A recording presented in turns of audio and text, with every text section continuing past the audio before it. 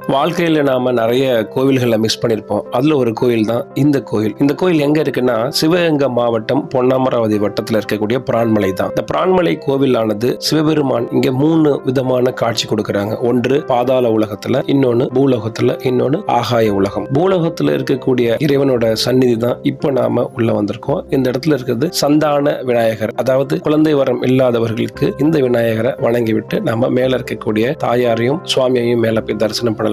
இந்த கோவிலுக்கு மலையடிவாரத்துல கீழே இருக்கக்கூடியது தான் கொடுங்குன்றநாதர் அப்படின்ற சிவபெருமானோட கோவில். இந்த படிக்கட்டு வழியாக நம்ம மேல ஏறி போனோம்னா இடதுபுறத்துல, கோவிலோட இடதுபுறத்துல பாத்தீங்கன்னா காலபைரவர் சந்நிதி இருக்கு. காலபைரவர் சந்நிதிக்கு பக்கத்திலே சிவபெருமானோட கோயில் இருக்கு. திருமண கோலத்தோட காட்சி கொடுக்கக்கூடிய பூலோகத்துல இறைவனும் இறைவியும் திருமண கோலத்தில் காட்சி கொடுக்கக்கூடிய ஒரே இடம் இந்த ஒரு இடம் தான். கிட்டத்தட்ட 5000 ஆண்டுகள் பழமையான கோயில் அப்படின்றத கல்வெட்டு சொல்லுது.